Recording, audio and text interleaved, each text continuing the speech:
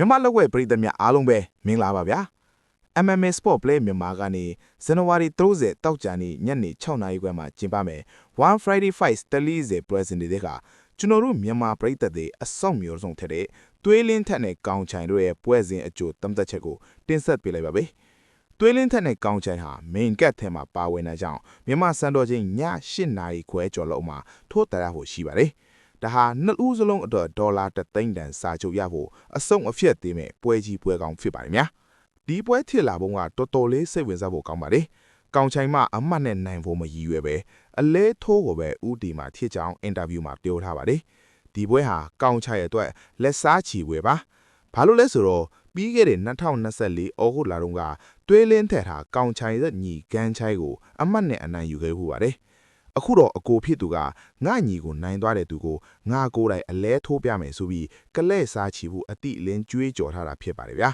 ကဲကစားသမား2ယောက်အကြောင်းသုံးသပ်ကြည့်အောင်သွေးလင်းထက်ကနီးစနစ်ပိုင်းအားတန်တဲ့ technical fighter အမျိုးအစားပါသူကမာကုံပိုင်းရောအနီးကလုံးတဲ့အခါမှာလေမြမလက်ဝဲအခြေခံရှိသူမို့လို့1000ကိုထိထိရောက်ရောက်သုံးနိုင်ပါတယ်ခေါင်းအေးအေးနဲ့ကစားတတ်ပြီးပြိုင်ဘက်ရဲ့အားနည်းချက်ကိုစောင့်ကြည့်ကကောင်တာစင်တာအလွန်ကောင်းပါလေ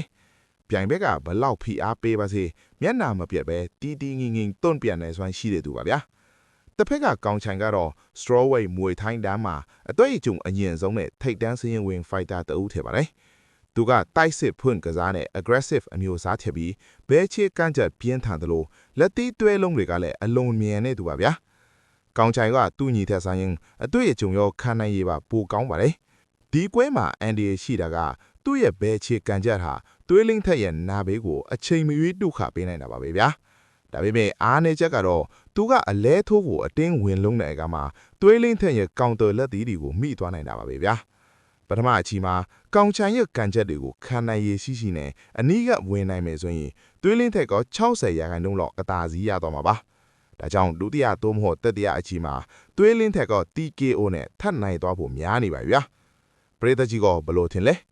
သွေးလင်းထက်ကပဲစာချုပ်ကြီးကိုတင်ပိုက်သွားမလား comment မှာခံမှန်းပေးခဲ့ကြပါဦးနော်ဒီဗီဒီယိုကိုကြိုက်တယ်ဆိုရင် like and share လေးလုပ်ပေးခဲ့ကြပါဦးနော်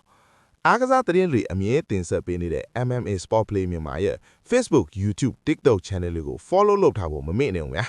အဆုံးထိကြည့်ပေးလို့ကျေးဇူးအထူးတင်ပါတယ်